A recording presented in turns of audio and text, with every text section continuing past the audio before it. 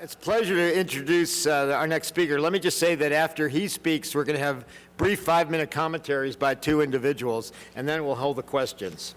This is a controversial topic.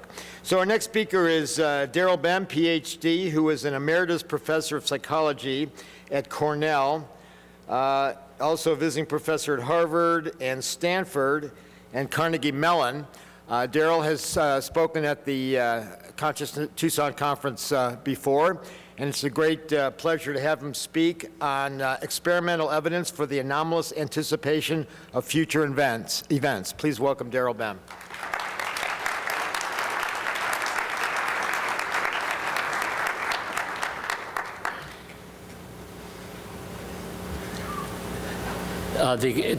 The experiments I'm going to talk about today have received fairly widespread notoriety. I think you're seeing me in my 15th minute of my allotted 15 minutes of fame.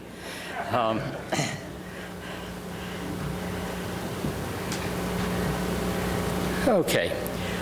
Since this is a very heterogeneous set of expertises in this room, I'll start with some just basic definitions. The word psi is the word that those of us in this area use to denote what it is we're studying. Replaces in many ways the older ESP, which is still used in the public domain.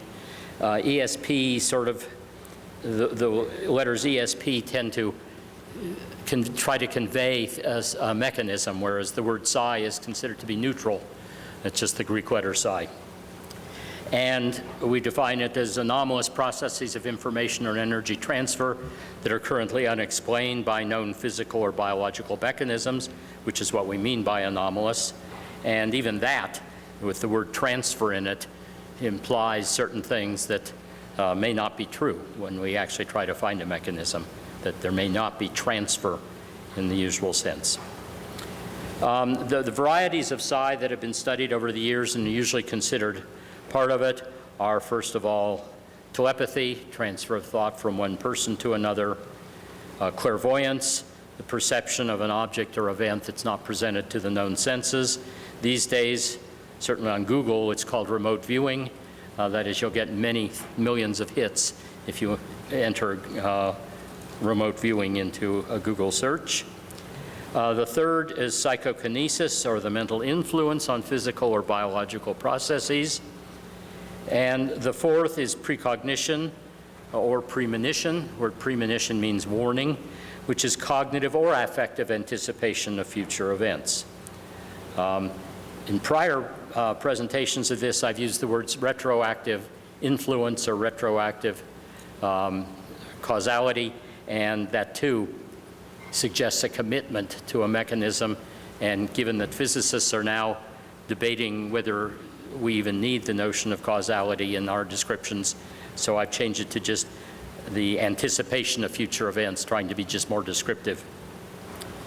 There have been previous precognition experiments. One of the unsettling things that happened, given the publicity I've gotten on these, is people either treat me as a fraud, or the people who like this stuff think I'm Copernicus. You know, I'm the first person ever to do this, and which I think annoys the hell out of my colleagues, and should. So let me just talk a little bit about what we know. There was a meta-analysis, an analysis of experiments overall, of 309 experiments conducted by 62 investigators on more than 50,000 participants between 1935 and 1977. And the result was a Z, that is a departure from the null for the whole group, of 12, and the significance level of 6 times 10 to the minus 27th. Now, for those not familiar with p-levels, it's the statement of the probability that this total result could have come about by chance if there were, in fact, no effect. In psychology, we have adopted the totally arbitrary convention that if you have a p less than 0.05 in an experiment, you're allowed to use the words statistically significant in the journal article. And the 0.06 level is considered the 0.0 hell level, because somehow there's that magic boundary. For anything this controversial, we would not settle for just p less than 0.05. It just, again, it's just an arbitrary an arbitrary thing that psychologists have adopted. Okay, so there are usually two statistics we like to give when we quote anything. One is how big is the effect, and that's what the Z does for us here. And the probability level gives you some notion of could this have occurred by chance. The alternative to chance is not necessarily that there's a genuine psi effect. It could be fraud or mistakes or bad design. So all it tells you is that if you did it correctly, it wouldn't have occurred by chance. The public's actually familiar with the 0.05 level. That's the same one pollsters use when they tell you that Obama is currently ahead of Romney. That means that it wouldn't have occurred by chance less than 5%, that the distance would be that great. And when they say it's within the margin of error, they're again referring to the 95% or 5% outside it level has not been exceeded. The presentiment experiments are more recent, and most of the 309 studies in the meta-analysis used what's called a forced choice procedure, where the person is challenged directly to show psi performance. So there will be one of 4 light bulbs, and you have to designate which one you think will be, as randomly determined, will light up. And you get trial-by-trial feedback. And I don't like that particular thing, and we've sort of moved beyond that kind of technology or that kind of design, because most of us believe that psi operates at the subconscious level. And by trying to make it a genuine, sort of a direct challenge, now try this, that's not what we want to do. So the first experiment I will describe to you, I adopted this old design, and then all the rest are more contemporary, just as social psychology and cognitive psychology now have gone to subliminal stimulus presentations, implicit response measures rather than guess which one's going to come on, and even physiological indices are now quite common in social and cognitive psychology, and so the psi researchers have followed suit on that. Okay, the presentiment studies due mainly to Dean Radin and then Dick Bierman in the Netherlands and several other people are very simple. The person sits in front of a monitor and is shown a series of photographs, not asked to do anything except look at the pictures. And the person is wired up to have the physiology measured. The first ones were electrodermal response. Now it's been done with fMRIs, with pupil dilation, with heart rate. They all sort of have the same effect. So what you do is you just watch, and the computer randomly selects a set of photographs to show you, and most of them are calm, neutral pictures, and every once in a while there's an arousing picture, a negatively written arousing one in this case. And then you are then shown a neutral one and a positive one and another neutral one, and then erotic ones. And this is one of the erotic pictures I'm allowed to show publicly. We use stronger ones, especially for men. We use different stimuli for men and women. So we have to consult the internet rather than using the standard set of pictures. This is from the standard set, by the way. There's a set of 850 in my set of digitized pictures that you can get essentially for free if you use them for research. And you're not allowed to republish them, but I'm allowed to show them to you here. So the results is that the physiology of the participant shows higher arousal, not just when the picture appears, which you would expect, but a few seconds before the computer shows the arousing pictures. That is, the negative pictures or the erotic pictures, even before the computer decides which picture to show. And there have now been 38 such experiments, and a meta-analysis of those shows an effect size of 0.28. That's again a measure of how far from the null or the 0 point that would be. It's about slightly more than a quarter of a standard deviation. And again, the p-values, when you start adding up lots of experiments, are very, very tiny. So it's not due to chance, whatever it's due to. And there's such a thing known as the fail-safe number, and that refers to the fact that the file drawer problem, that is that positive results are more likely to be published, and journals are more likely to accept positive results rather than negative results, and we can talk about that at the end if you want. But So one possible way of countering that is to ask, well, how many studies would there have to be that didn't work, that are hidden somewhere in people's file drawers, that would wipe out the significance of this set? And the fail-safe number, and there are different ways of calculating that, but for this set of results is 680. There would have to be 680 experiments that we don't know about that failed. And if we then added those to it, that would reduce this result to chance. So that's one way of doing it. Now, the psi world is so small, especially in the United States, that sometimes we do an entire survey of everybody we know doing those experiments, say, do you have any that you haven't reported? And in fact, I think Susan Blackmore did that on the Gonsfeld and found that the ones that hadn't been reported had just about the same hit rate or success rate as those that we knew about. Now, we can do that because we know each other, and these take a long time to set up and do. And so 680 experiments would essentially fulfill your career. Okay, my experimental strategy here had a very particular goal. So I use college students because they're convenient, but in this case, that was done on purpose because I want people to replicate them. And I sort of believe my fellow psi researchers who say, aren't we done with college students on this? Don't you want to use people we know can do it? And yes, I think that is the strategy, but, and as Ed May always says, if you want to study high jumping, you don't go out on the streets of Tucson and ask random people to high jump for you. You learn nothing that way, except that high jumping is impossible. And what you should do is find the best high jumpers and study them, and I'm totally committed to that. But I have a very particular purpose here. I am a social psychology and was only a social psychologist up till 1994, so I'm sort of a beginner in this area. And my experimental strategy then was, first of all, to see to it that other people, colleagues, would be willing and able to replicate my results. This experimental strategy is to take well-known phenomena in psychology, and I aimed it at a particular journal, the Journal of Personality and Social Psychology, which is the premier social psychology journal published by the American Psychological Association.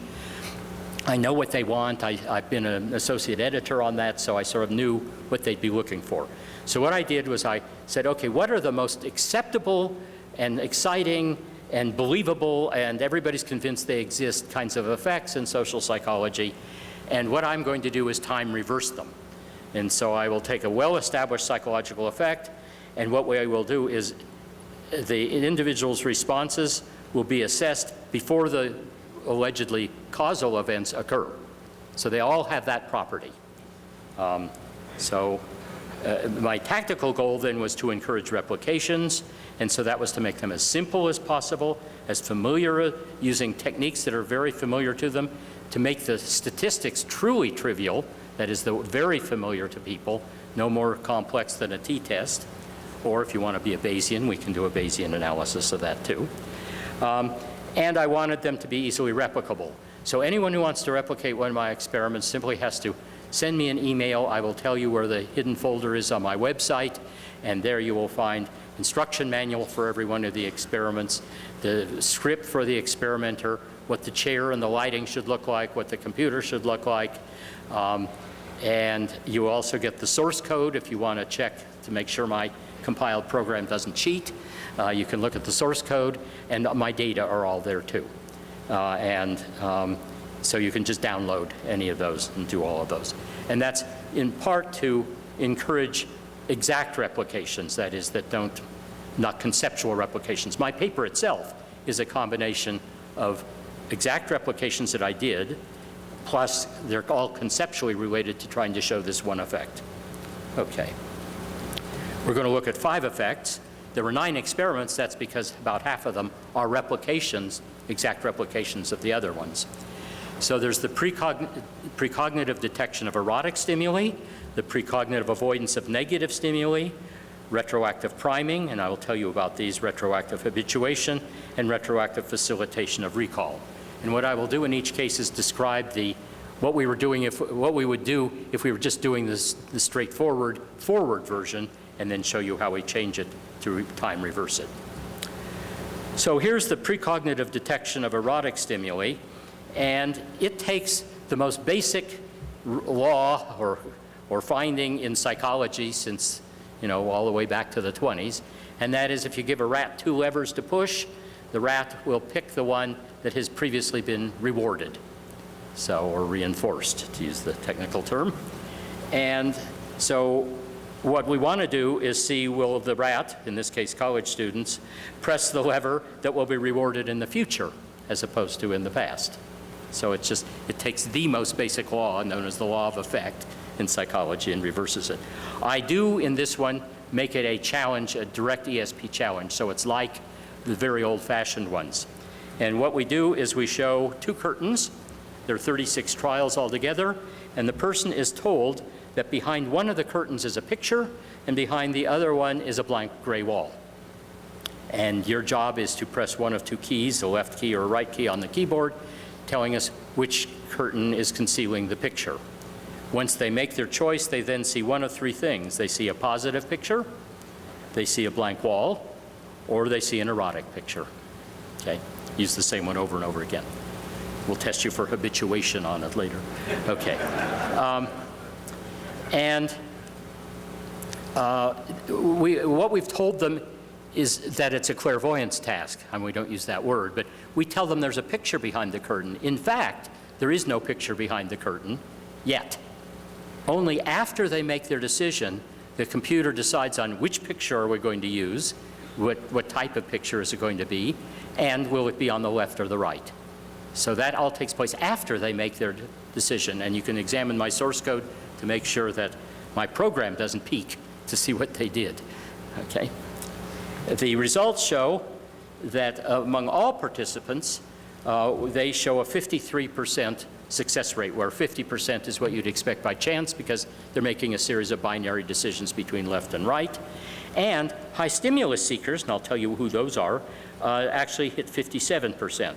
And so they have a much smaller P level, a larger D is the effect size. That means about 7/10 of a standard deviation out from the null. And so that's what it looks like. Now let me tell you about stimulus seekers. It has been known since the 30s or 40s that extroverts tend to do better in all kinds of psi tasks than introverts. And I've actually published a meta-analysis of extroversion and these things. And Hans Eysenck, who is a British psychologist, published articles on this in 1966. And he said, you know why extroverts do better? And he had 3 or 4 reasons, but the main one is he says they get bored when you put them in a room. Extroverts are constantly seeking stimulation, novelty and stimulation. And you put an introvert into one of these experiments and they just entertain themselves inside their head. As an introvert, I know that. But an extrovert is looking around. And the American version of extroversion is being sociable. But that's, in a sense, the European version is more, where is your locus of attention, which is more the Jungian notion of extroversion, introversion as well. But I then took just two questions, and these are actually on the sensation-seeking scale. One is, I'm easily bored, and the other is, I do not enjoy seeing movies I've seen before. And if you answer yes to both of those, so they're on 5-point scales, you're a high stimulus seeker. And as we see, we get a significant effect of being a stimulus seeker. So I don't do as well as many of my subjects on this at Cornell. Okay. I was going to, actually I was looking for I don't know where it is. I had a slide that was going to ask just how big is 53%? Because one of the things I'm often asked is, isn't that awfully small, 53%? And the high point of my entire career was being on the Colbert Report in January because of this experiment in particular. The segment is called Time Traveling Porn. And it was actually a better interviewer because he's smarter than most media interviewers. So it actually was very informative, despite the fact that it was designed to be humorous. But he asked the question that I knew he would ask, and that is 53%. What does that, how good is that? And I was prepared for it finally. And I said, well, 53% is what Obama won with in 2008, and that was not considered a close election. If you play a roulette wheel, the casino has exactly 53% of the time it wins. And that's because you bet, even odd or black-red, you get to bet on one of 18 or 18. So you're betting a 50-50 bet with 36 holes. But an American roulette wheel has 2 extra holes, the 0 and the 0-0. So it really, you only win not 1 out of 36 times, but 1 out of 38. And that's a 3% advantage that the casino has. And they're not complaining about that. Okay. And then, just because it was Colbert, it turns out there's actually a political science report on the Colbert bump. And the Colbert bump is 3%. And what is and he asked me, what do you mean it's the Colbert bump is 3%? I said, people who appear, politicians who are running for office who appear on his program have a 3% advantage over those who do not appear. To which he replied instantly, the mark of someone trained by Second City for improv, said, oh, well, show me more porn and I'm sure the Colbert bump will grow.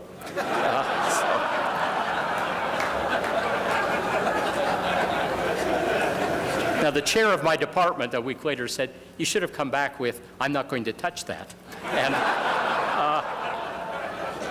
And I said, there are 2 reasons why I didn't. First, the staff tells you not to try to be funnier than Steve.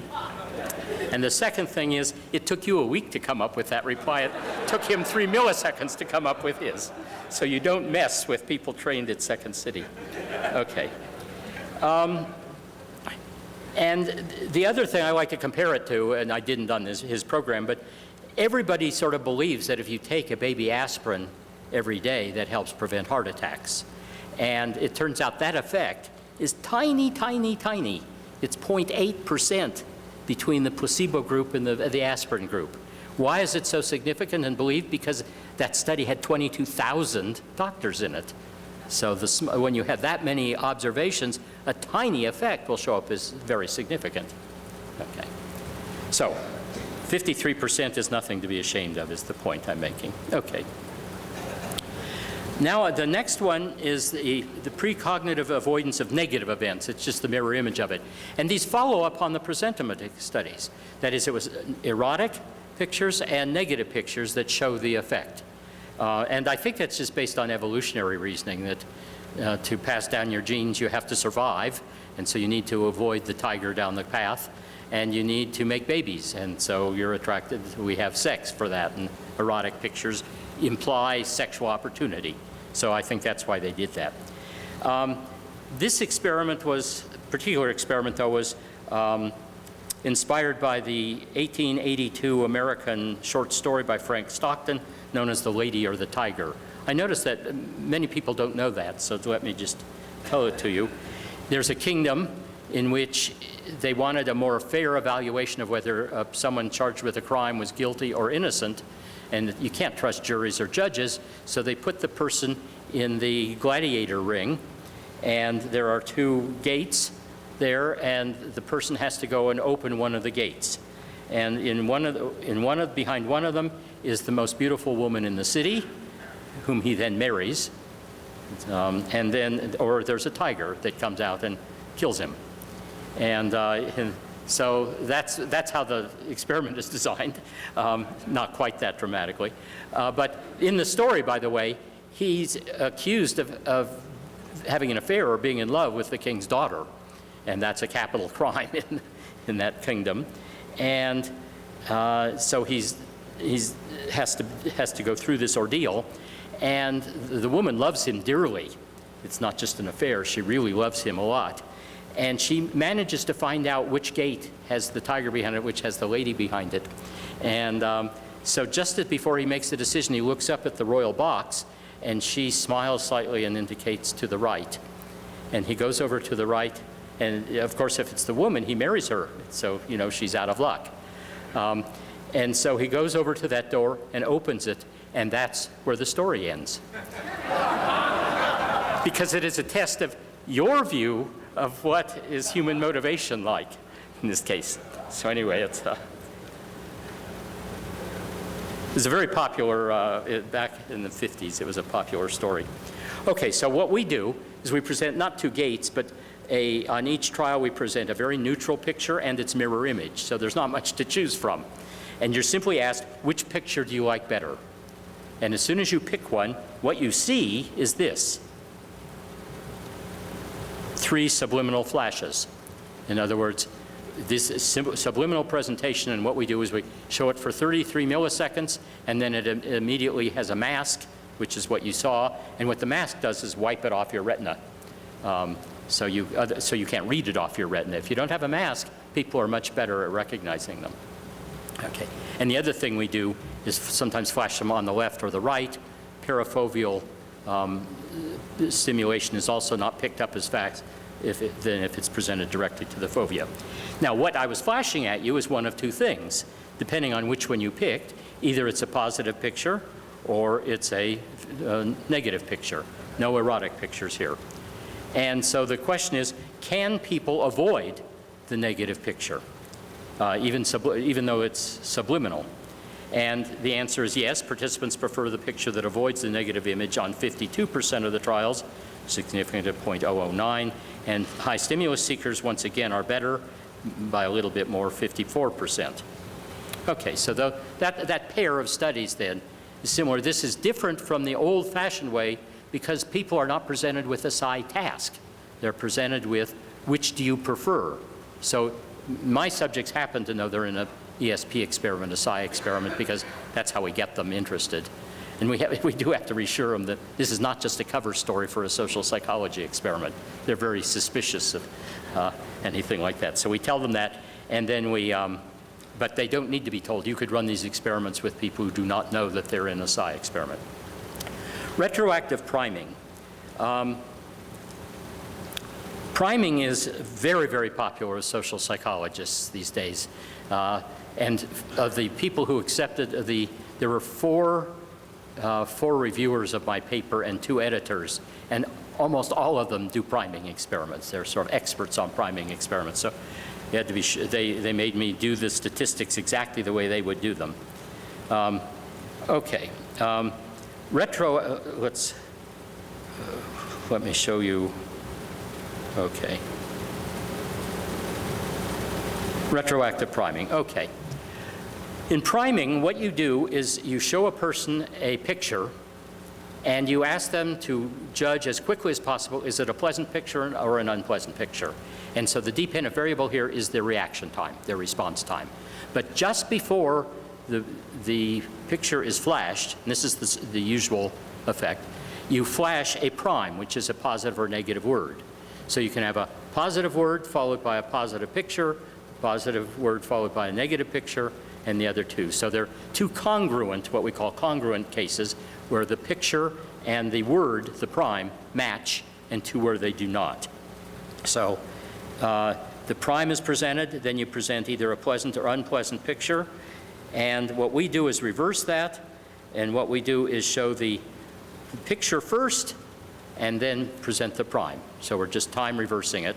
And the typical finding is that people are much faster at congruent pairs than they are at non-congruent pairs. And you can actually feel it when you go through a regular priming experiment, because when there's a discrepancy between the two, you stop and think about it. And in fact, you can reverse the effect by telling people not to respond as quickly as you can, but respond as accurately as you can, and that actually reverses the effect. And so to make sure that we were going to do it right, we ran both kinds of trials in every session. Okay, so just to show you what it feels like, here's a regular forward priming experiment. What you see is, so that's a congruent pair. Here's a congruent pair. Did you see it? Horrible, followed. I'm flashing it fast because that's how they see it. And then here's an incongruent pair. Charming and ugly. Okay. And so there's a congruent pair and an incongruent pair. And again, the usual finding is participants' response times are faster on congruent trials than on incongruent trials. Now, the way we do it is we reverse it. And here's an example of how it would go. So we show you that, and you take as long as you want, although we tell you to respond as quickly as possible. We measure how long it takes you to decide whether that's a pleasant or an unpleasant picture, and then we flash, in that case, the word lovely. So that's a congruent pair. Here's a congruent negative pair, vicious, and here's an incongruent one. So again, you make a judgment, and then we flash the word. And here's another incongruent one. You make a judgment, and okay. And again, the experimental hypothesis is participants' response times will again be faster on congruent trials than on incongruent trials. And here are the results. And forward priming is just the usual effect. It's bigger than the retroactive priming, but both of them are highly significant. And retroactive priming doesn't do that much worse in this case. And what this is a graph of is the incongruent minus the congruent response times. So it takes you longer on incongruent ones, so positive results that is above 0 mean you're being faster on the congruent trials. Okay, here's another, the mere exposure effect. I'm going to talk about habituation. The mere exposure effect has been around for a century, but in 1968 there was a big reintroduction into psychology of it. And it's essentially that the more often you are exposed to a stimulus, the better you come to like it. And it's been shown in a million different ways. If you are flashed, subliminally works best, by the way. Once again, if you try to do it consciously, it doesn't work as well as using subliminal or subconscious things. But if we flash faces at you, and some of the faces we flash one time, some 5, some 10 times subliminally, and some not at all. And then we ask you to rate a whole bunch of faces. You give the highest ratings to the ones you've seen most often, and the least liking to the ones that you have not seen at all up till that time. And so this is called habituation, in a sense. That's the main thing of what it is. Although most of the experiments don't use highly arousing pictures. They tend to use polygons and nonsense syllables, and why, I don't know. Just really weird. But one Dutch set of researchers showed that if the stimulus is very unpleasant, repeated exposure will make it more pleasant. That's the usual effect. But they actually thought of using erotic stimuli. And so if the stimulus is pleasant, repeated exposure will make it less pleasant. And in fact, the porn industry runs on that fact.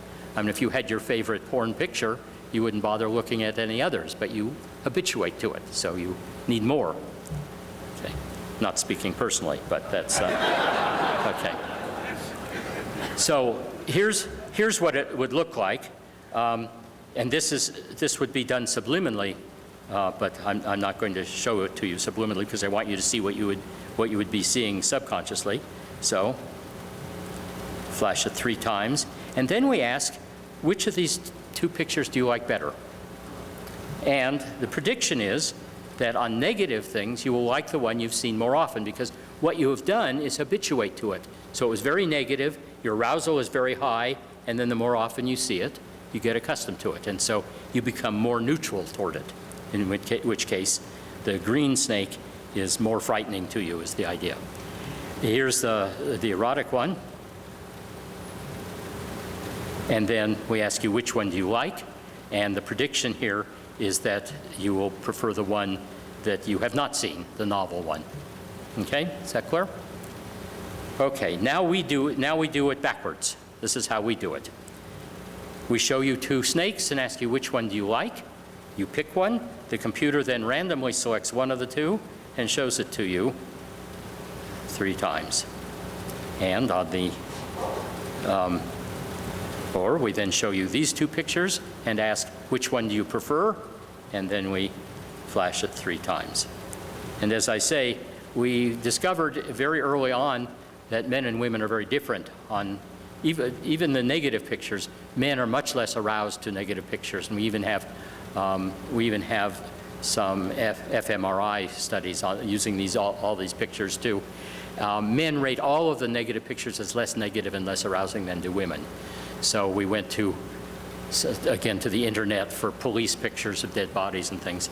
I must say, the gruesome pictures we use are no worse than the ones you see on CSI, by the way. And we also then went to the internet, especially for men, to get the kind of erotic pictures that they respond more to. Also, since we're equal opportunity employers here, you have a choice, which is not divulged to the experimenter. Do you want to see same-sex or opposite-sex erotica? And it says this will not be divulged to the experimenter. We want people free to, and it isn't. We want people to feel free to see what's arousing to them. Okay, and here's what we find, that on negative stimuli, we're predicting above 50% of the time they will pick the one they're going to see. And on erotic pictures, we get a significant negative effect. That is, they avoid, or they pick the one that they are not going to be exposed to. And I also give the relation between the two of them. That is, the overall size score is subtracting one from the other, the erotic from the negative, and that's fairly significant. This was the very first experiment I did, so it's been around longer, so there are more replications that have come up. A man named Morris, Robert Morris, who was at Edinburgh. He was head of the parapsychology, held the parapsychology chair there. He did an exact replication and got the same results. A clever one done by two people who work with snake-phobic patients used all snakes and showed that snake-phobic people were able to showed the effect, and non-snake phobics did not on that. And Williams College, a guy teaching, ironically, a course on superstition and ESP, actually had his students do it. He had several students, and they all ran 3 or 4 of their own friends on these things using only negative stimuli and supraliminal exposures, and did find the effect as well. One very interesting one done in Sweden was a group of researchers ran both the forward version, that is the regular habituation, and my reversed habituation, and showed that only people who show regular habituation show the reverse habituation. There's a strong correlation between them. So we have some replications of those. The one that's gotten the most attention, because it also doesn't involve arousing stimuli, and so a lot of people like that, because our notion of psi operations, it's called the first sight model of it. Not that ESP or psi ability is only for very, very good, very high people in high arousing situations, but that it guides you all the time in everyday life in making decisions. That access to non-local information, as we often call it, is just part of everyday life. And if there's any ambiguity or any ambivalence in your own decision making, you may consult use psi ability to consult non-local information. And so this one is of interest for that reason, because again, the task does not involve a challenge to try to beat the system in an ESP way, for example. This one was inspired by Alice and the White Queen in Through the Looking Glass. I hadn't realized this till I went back to look at it. But Alice meets the White Queen, and the White Queen essentially says, my citizens have precognitive ability. Now, she didn't put it that way. She said, in my country, memory works both ways, and I remember best those things that are going to happen a week and a half from now. And Alice says, oh, I'm sure my memory only works one way. I can't remember things before they happen. And the Queen snorts, well, it seems to me it's a poor sort of memory that only works backwards. And so so this is an attempt to show that your memory works both ways. And so let me first of all describe, the experiment is so trivial in its forward version that people don't even bother doing it because it's obvious what's going to happen. I'm going to show you a list of 48 words. This is the regular version that we would do if we were just doing it. And then I'm going to give you a practice drill on a randomly selected set of those words, like 24 of the words we'll pick out, and give you lots of practice with them. We'll show them to you again. We'll ask you to pick them out of a list and things like that. So we give you lots of practice. Then we give you a memory test. Blank sheet of paper, write down all the words that you saw in that original list. And guess what? People remember better the ones they practiced. So that's the effect. That's because memory works backwards. Okay. We reverse it. And so these are actually screenshots. You will be shown a series of 48 common words, one at a time. As you see each word, try to form an impression of the thing it refers to. So if the word is tree, visualize a tree. And then they see 48 words that appear for 3 seconds on the screen. And then instead now of giving them practice, now we give them the test. So we give them the test before the practice. Okay? So here's what they see. Potato, cow, I won't take you through all 48. And then they're given the test. And it's hard to see but because it's a screenshot. Type in all the words you can remember in any order that they occur to you. Don't bother capitalizing. Press the tab key to move down the list and so forth. So it tells them how to fill out this list. And this person managed to remember pants, tiger, sweater, apple, engineer, doctor, lion, rabbit, minister, and so forth. So this person gets a recall score. How many words did they recall? This is known as free recall, by the way. And so, let's see, oh, I'm going backwards here. Okay. Now, you will be, what? Oh, okay. You will now be shown 24 of the words you saw earlier, divided into 4 categories. Remember, they've already taken the test. And now we tell them that there are actually 4 categories: foods, animals, occupations, and clothing. As you see each word, try to form an impression of the thing it refers to. So now we're showing them 24 of the words again, except now they're clustered into these categories: potato, cow, and so forth. Now what we do is we scramble the list of just the practice words now, and now we ask them, okay, pick out the 6 food words, click on them, and when they do, they turn red. And so that list had hamburger, caviar, oatmeal, bread, apple, tofu. I used a frequency of occurrence in American English to pick out half the words are high frequency, half are low frequency. And then they have to retype the words over in the right-hand column. They then repeat that, and if they make a mistake, they can just click it again and it turns white again, and they can go on and hunt for them.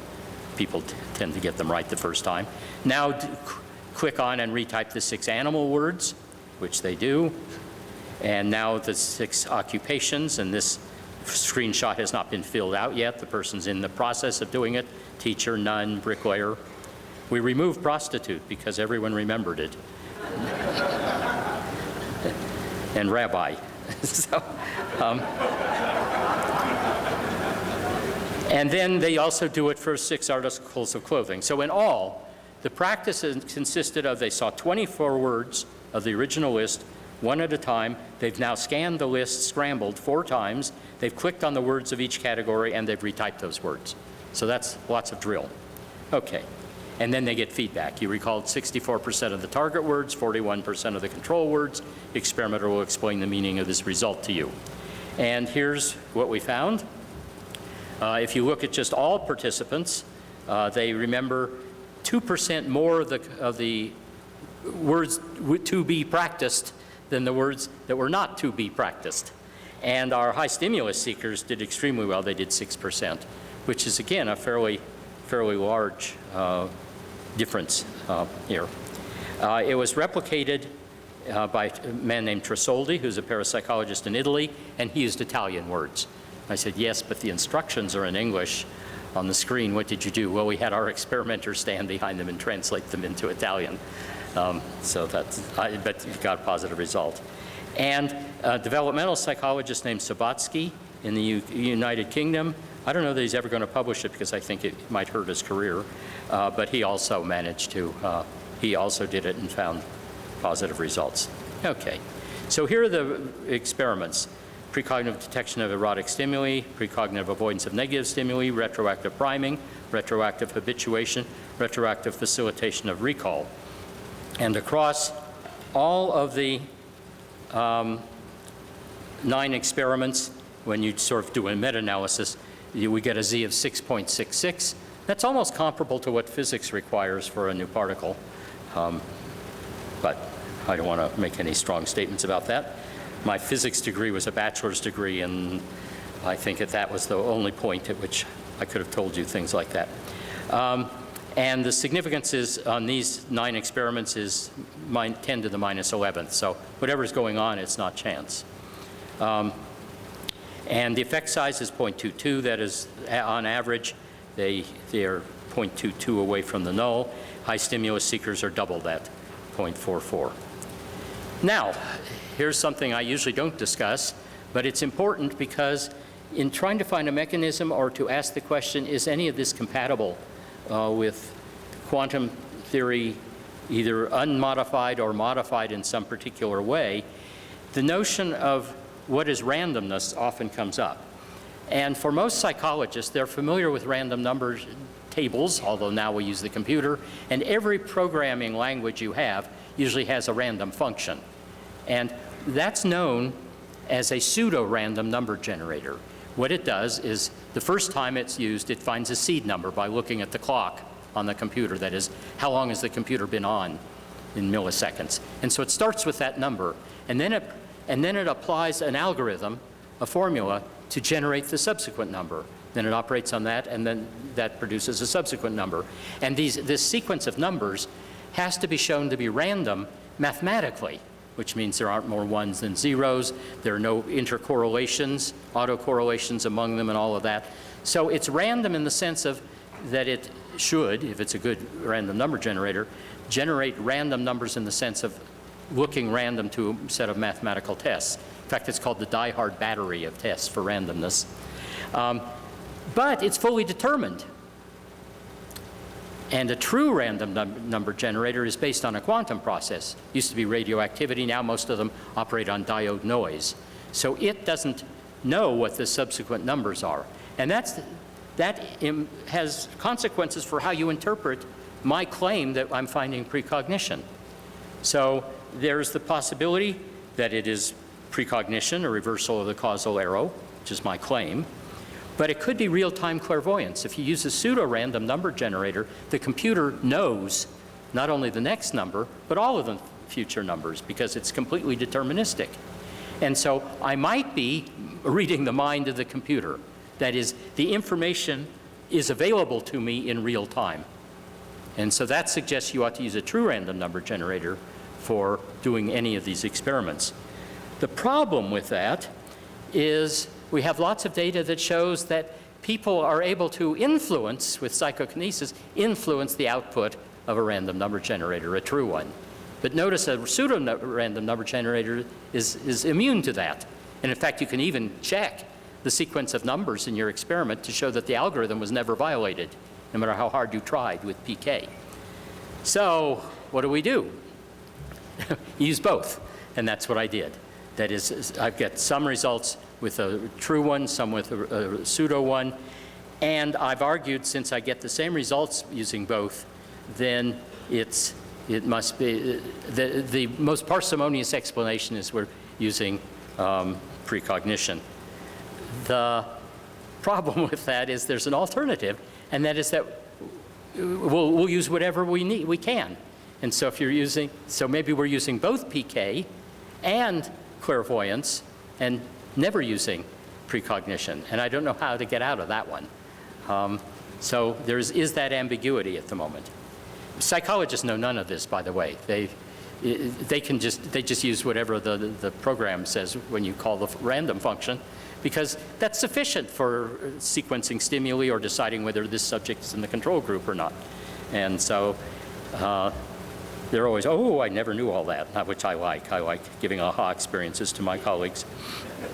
There's also an artifactual one, that insufficient randomization. And that is that we don't really have a random sequence and it's lining up with the biases of the subject. And I try to control for that in every single experiment in ways that I won't go through at the moment. Well, Alice and the White Queen revisited. At the end of their encounter, Alice says, well, one can't believe in impossible things. And this is actually where I was looking it up, because this is a famous quote. And the White Queen says, my dear, you simply have not had enough practice. Why, when I was a child, I used to practice at least a half hour every day. And on some days, I would believe 6 impossible things before breakfast. That's the famous, and that's where that comes from, by the way. And so I do not advocate believing impossible things, even though you may think I am. But I do hope to raise the probabilities of your believing at least one anomalous thing before lunch. Thank you. I'm going to focus actually on the importance of BEM's work.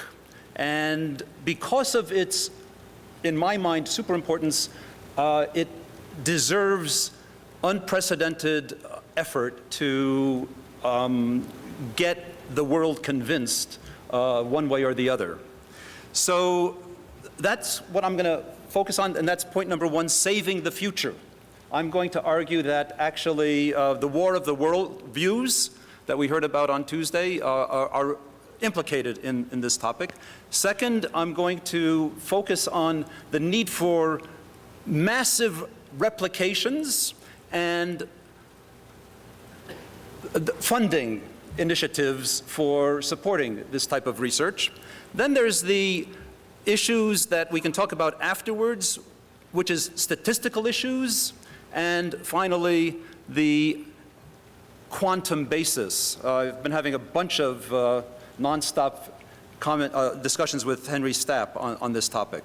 So on Wednesday, I gave one of these concurrent things on building bridges. This is one of my themes. I'm into Occupy here and there. Very important for our great-grandchildren's future, you know, how to save the future. I'm into that, and happy to talk with anybody. This is the slide that I presented in the concurrent session, that even for the world's problems of climate change, resource depletion, we need science and religions to work together. And for that, we need major bridge building. And we had Susan Blackmore and Deepak Chopra and Mladenow get into this. I think that for the future success, we need scientists, we need religionists, we need fundamentalists, the religious right, all sorts of people to learn to be civil with each other.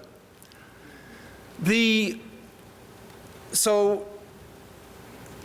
let me, I'll get back to that also, but let me now go quickly through some of the statistics issues. If you Google, so this is the resource for our modern world, Googling BEM and Wagenmakers will give you a whole bunch of articles.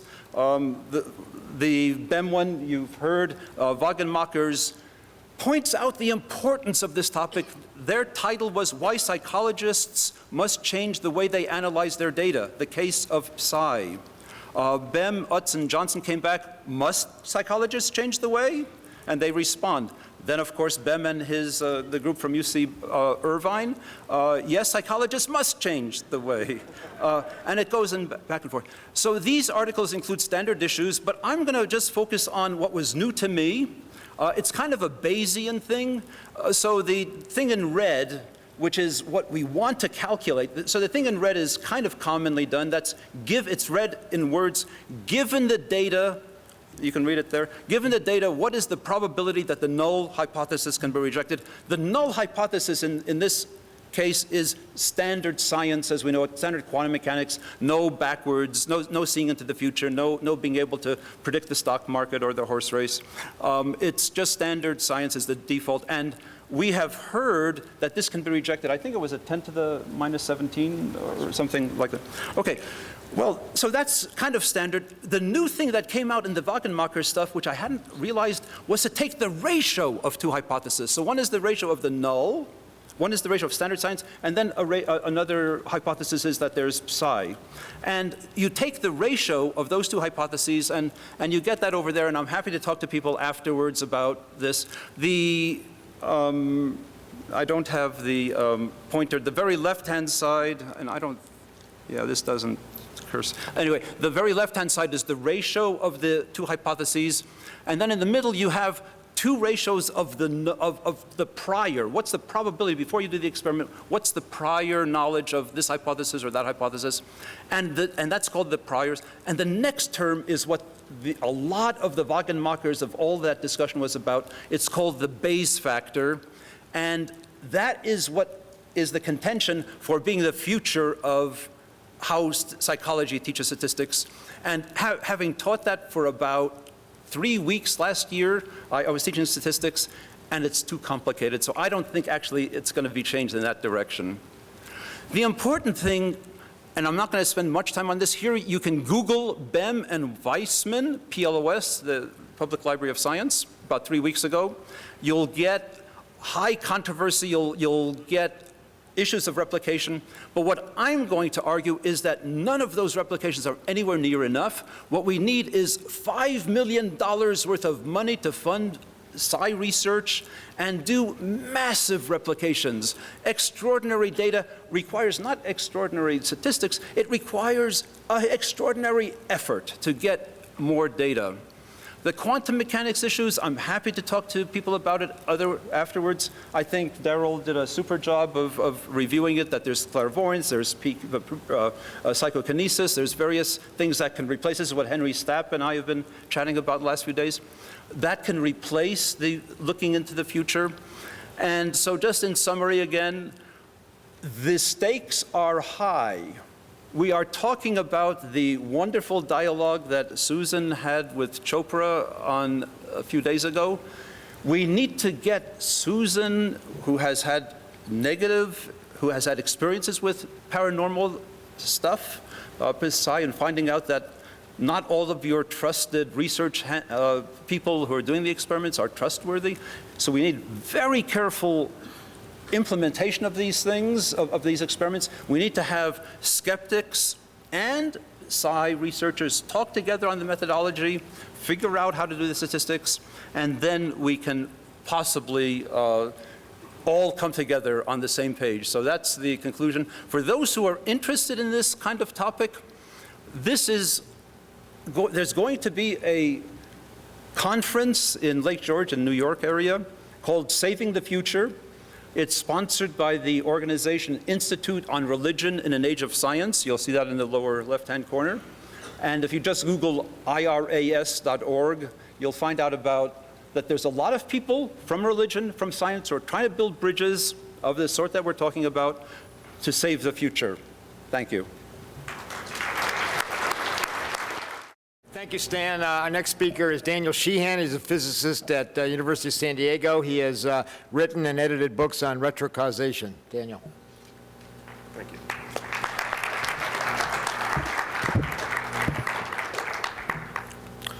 Retrocausation is not forbidden by science or by physics. In fact, it's predicted by it.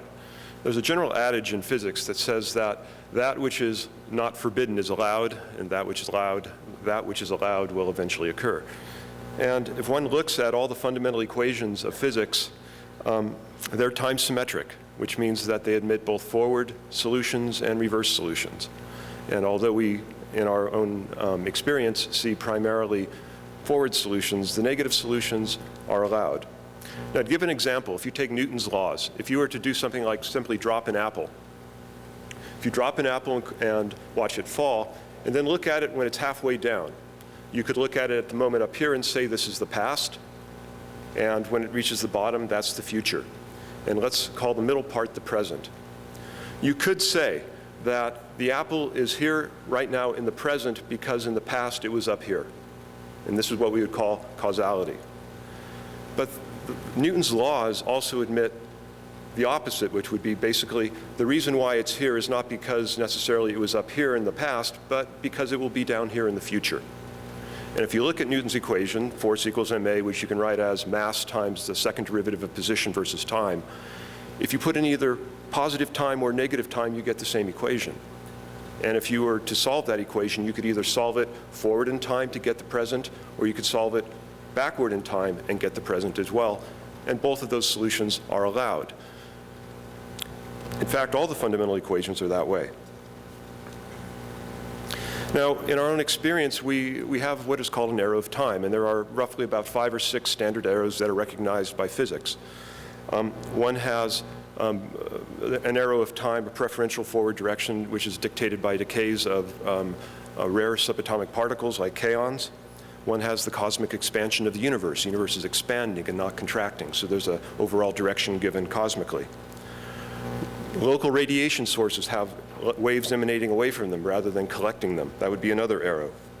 The second law of thermodynamics says that for any closed system, the entropy never decreases. The psychological arrow, the one that you and I live by, our experiential arrow, is probably based on the second law. And there's also the quantum mechanical arrow as well, the collapse of the wave function. Now, in fact, quantum mechanics is indeterminate in terms of which direction of time is preferred. If one looks at subatomic processes, in order to do calculations about the correct cross-sections or probabilities of transition, one needs to include both forward and reverse processes in time in order to get the correct answers. In fact, you could argue that from, let's say, the Planck time, 10 to the minus 43 seconds, down to about 10 to the minus 9 seconds, 34 orders of magnitude in time, nature doesn't really discriminate between forward and backward time. When one goes to the macroscopic realm, one begins to see it. When one has collapse of the wave function, one sees it. But even the collapse of the wave function is open to interpretation. So there are various models of quantum mechanics that allow both forward and reverse direction in time as being on equal status, like time-symmetric quantum mechanics, or the transactional approach by John Cramer. Now, I think we need to be careful, because we as creatures of the second law, so to speak, preferentially see the world as going in a forward direction, but we need to be careful that nature itself doesn't necessarily abide by those same rules. Now, with Wagenmacher and his colleagues making claims that the chances of the null hypothesis being 10 to the 17th or 10 to the 20th times more probable than psi actually existing, I don't think I could find a single physicist who would actually back those odds, or actually they'd take those odds, because basically they would only have to put up a penny against all the riches of the world and they could possibly win. Those odds, most physicists would say, well, we don't normally see it, but the laws don't disallow it, and most colleagues that I have met would say, psi, there might be a 100 to 1 chance against it, or 50-50 chance against it, but not 1 in 10 to the 17th. I don't know where Wagenmacher got those odds. There doesn't seem to be empirically based, and they seem misdirected. Now, finally, I'd like to mention that we as physicists don't really, and scientists in general, we don't know the world that well. We don't understand complex systems. In quantum mechanics, we don't understand how deep entanglement goes into the world, what the role of decoherence is, what the collapse of the wave function is. The second law of thermodynamics has been under attack over the last 20 years, and it's possible that within the next few years it will be violated experimentally. There are dozens of experiments proposed in the literature now over the last 20 years which call it into question. So our understanding of the basic principles that our basic prejudice that forbids retrocausation really doesn't stand up to scientific scrutiny. And I think the White Queen had it right. We may be able to remember the past, remember the future. The question is for us, I think, as scientists, is what is the best way to tease out this process? And so I think the real question is not whether retrocausation occurs, but under what conditions does it occur? Okay, let's open it up for questions from the audience. Chris has the mic. Do we have any questions? Way in the back, Logan. Logan, meet him halfway, would you? Thank you. This question is directed at Dr. Bem. A great set of studies. I understand your difficulty in disentangling these different possibilities, whether it's actual type of clairvoyance or precognition or psychokinesis. But if it is some type of effect where you're getting information from the future, one might expect there to be a decline the further the two event pairs are separated. Have you looked at that? Have you looked at varying interstimulus intervals, like in your priming experiments, and seen if the effect changes like that? You need a mic.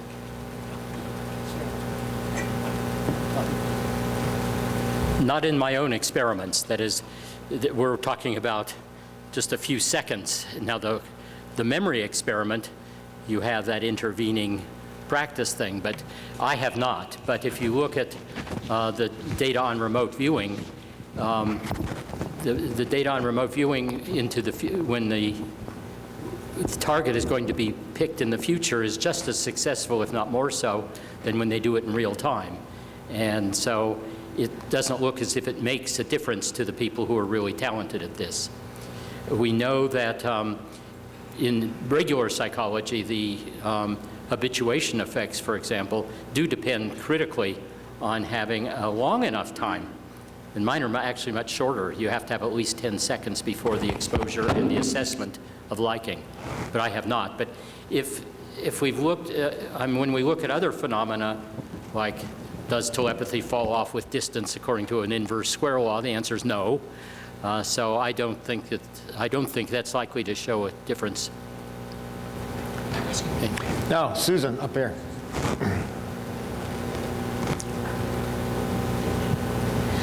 I find it very strange watching all these amazing data. As you probably know, I spent 20 years or so in parapsychology. Data like this are what started me off, old data, of course. And, you know, if this is true, it's really important and really thrilling.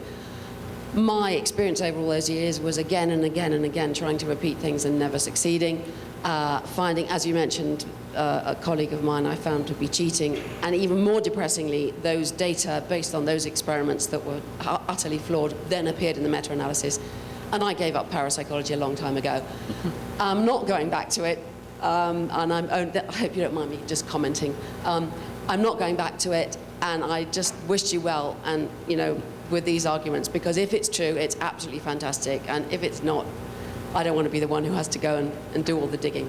So let me at least ask a completely different question. One of the things that's you know, been in my mind all of this time is, if this happens, and you mentioned evolution, if this happens, why is it so weak and so difficult to find? Surely natural selection would work to improve the psiability, which suggests that we need not just to find that it's there, but have some kind of theory that accounts for its weakness.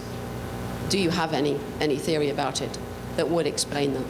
Well, there are two possibilities. One is that our other senses now are, and rationality and cognition, have grown stronger, and this has grown weaker because they do just a fine job.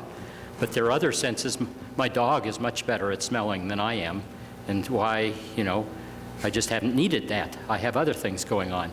And if we're correct that in our sort of first sight model, that it's constantly helping us, it won't help us as much as looking at the real world facts or things. So it could be weak for that reason. Another more chilling possibility is that if everyone had psiability, we would destroy one another. That it would give us too much power over other people. I don't notice evolution making us nice for anyway, so I don't buy that one. Oh, I think you. it does actually, but No, I mean it hasn't stopped us being nasty. You know, we have enough wars. right. But we also already. have altruism that also Indeed, was a real indeed. puzzle evolutionarily for a while, and now we understand it presumably. Okay. Back there, but Daniel has a comment to... Yeah.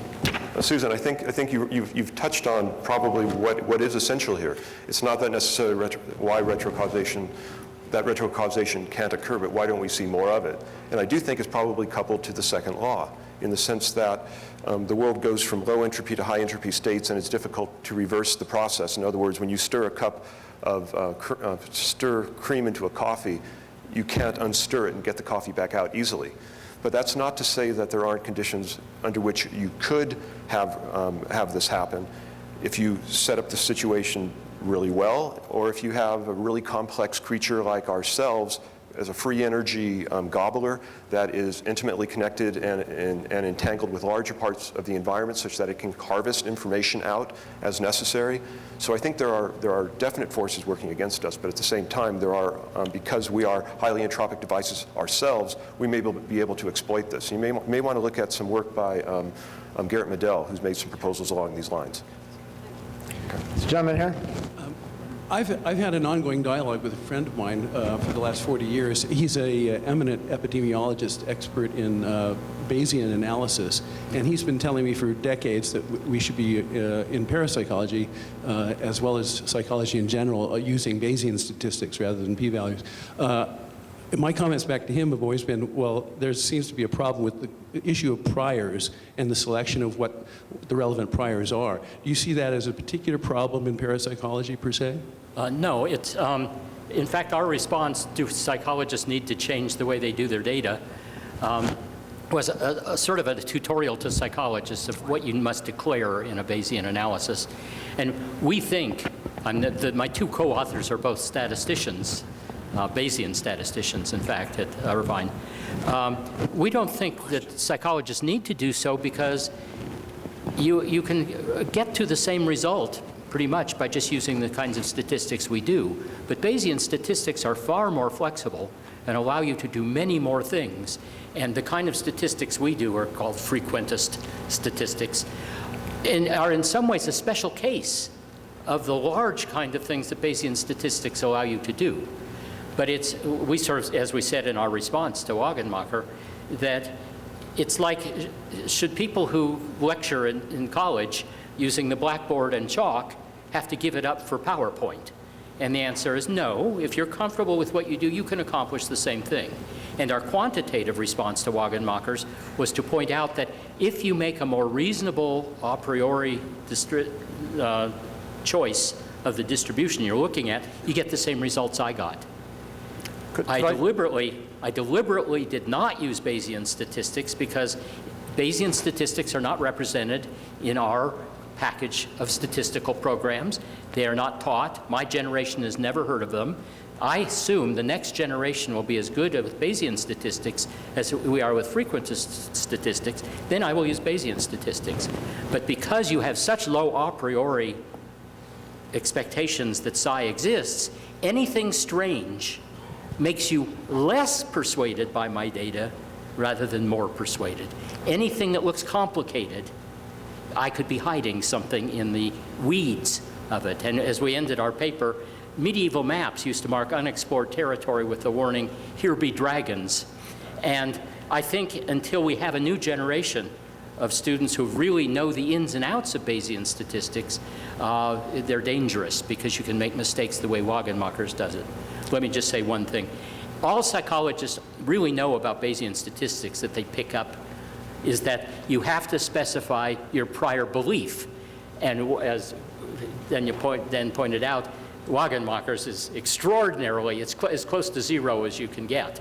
And the problem with Bayesian statistics logically is anyone who says psi is impossible cannot be persuaded by any finite amount of data. I mean, it just follows mathematically. But the other thing that psychologists don't know about is the Bayes factor and the fact that you must also specify what is the range of effect sizes you would expect if the alternative hypothesis were true.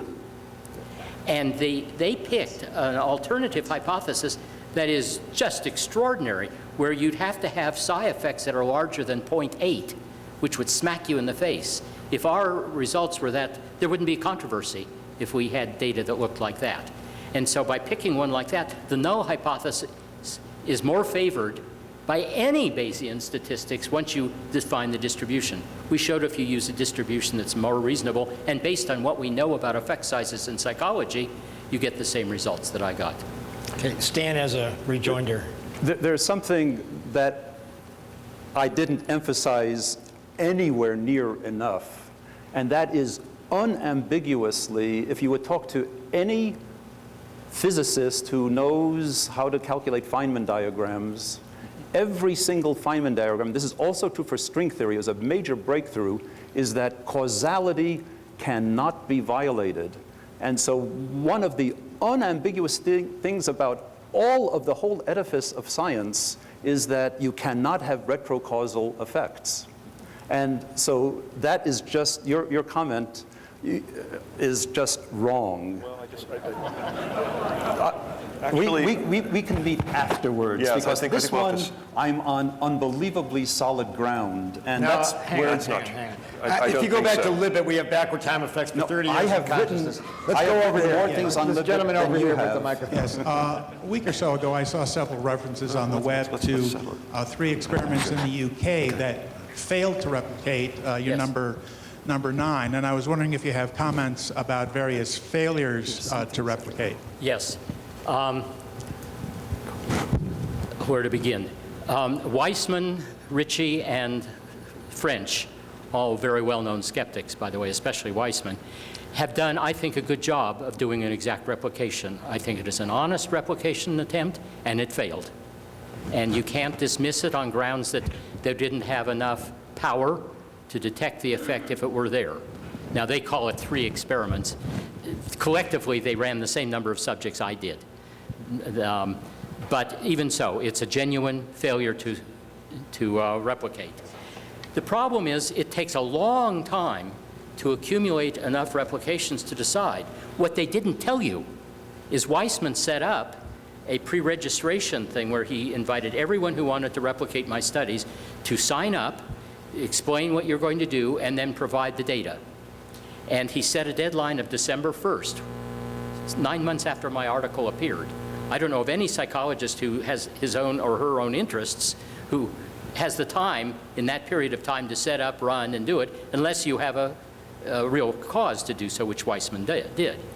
What he doesn't tell you is that there were 2 other studies that were completed within the deadline, and both of them replicated my effect. He doesn't mention that. And so we have essentially 6 studies that are represented there. That's just insufficient. So to give you an example, the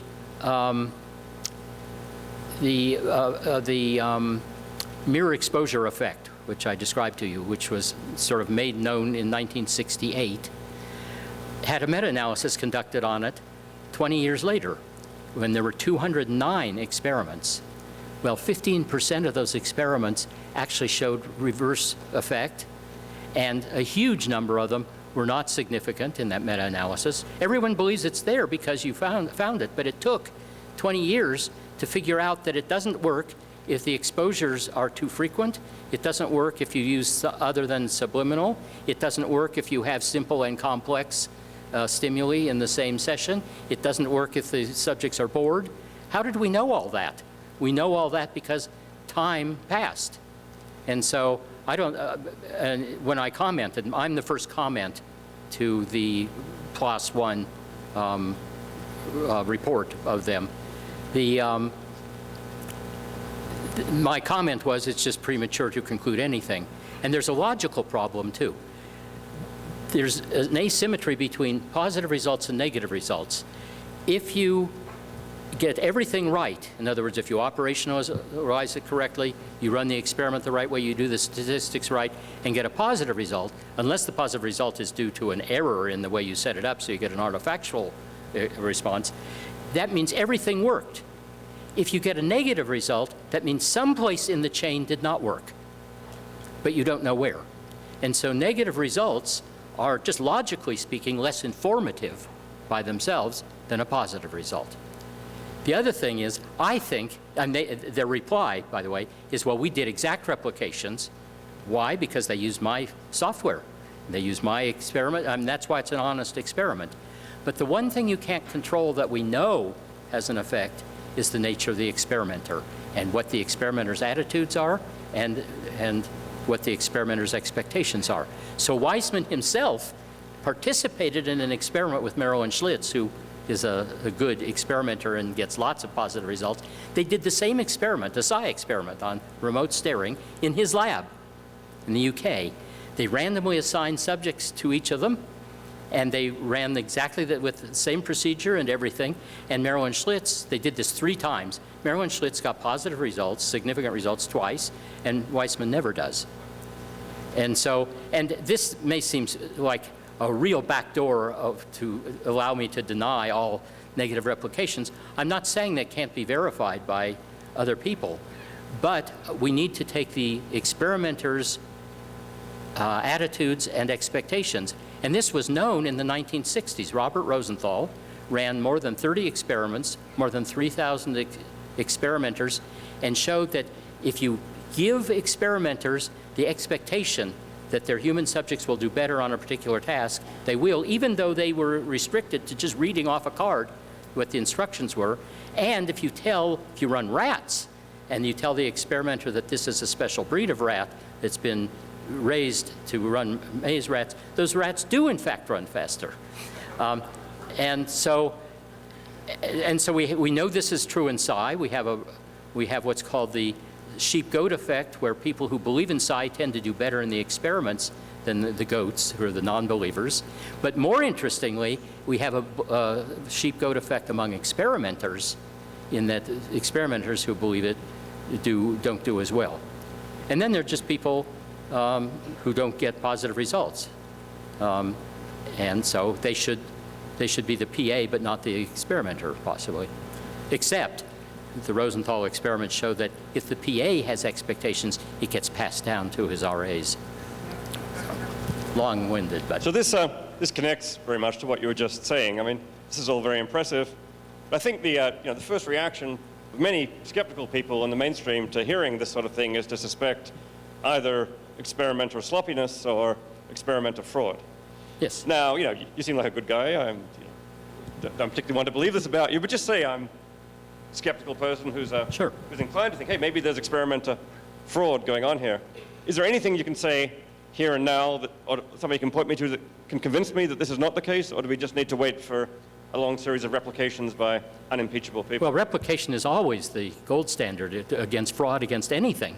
And so what I've done is tried to make as much information available. That's why Weissman, French, and Ritchie, even though I might have preferred they'd get positive results, can get negative results.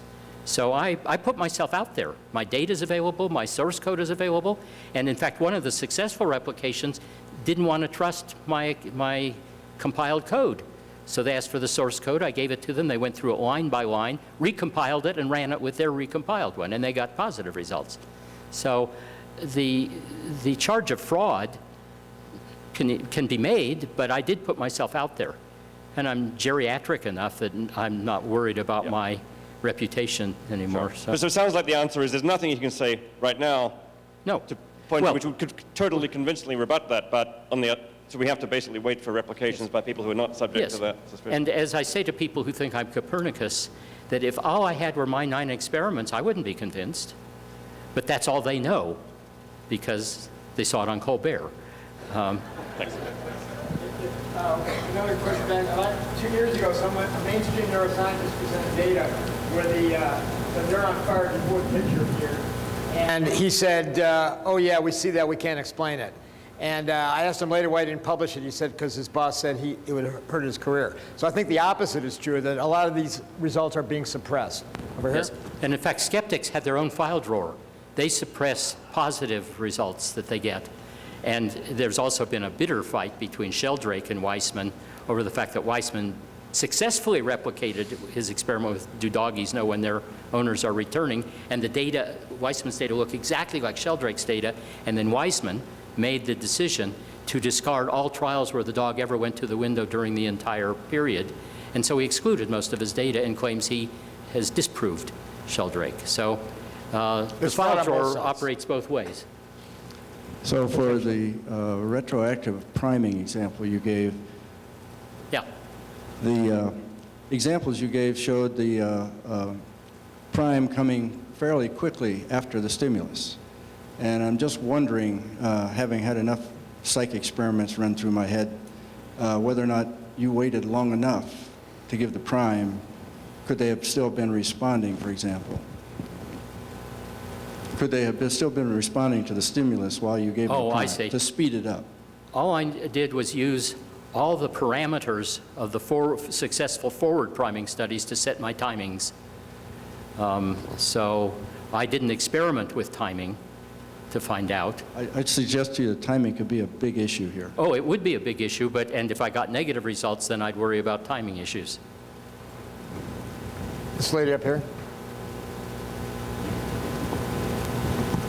I think it's really difficult to believe this unless it's happened to you, so I will relate one thing. I walked into a class, and this man began walking toward me. And I thought, this man's going to ask me to marry him, and I have no idea what I'm going to say. And my husband said, the minute he saw me, he said, there's my wife. Now, I can see where mine might have been telepathy, but how did he know? Okay, well, I get 4 or 5 emails a day now of people telling me about these things.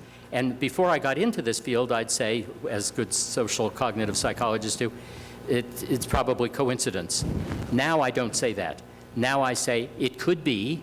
One reason we do laboratory experiments is to validate the kinds of experiences you discuss, because we don't trust anecdotal data as proof. And then I recommend that they read Larry Dossey's book on the science of premonitions. It's available as an iBook. I don't get royalties, by the way, as an iBook or an Amazon Kindle book or a paperback. And if you're more interested in the whole field, then you read Dean Radin's book on entangled minds, which also takes on the possibility of can quantum entanglement speak to our data. But no, I hear anecdotes like that all the time, and I no longer poo-poo them. I mean, I got into this field because I'm a magician, as is Weissman, by the way, as is Ray Hyman, another skeptic. And we all belong to the Psychic Entertainers Association. And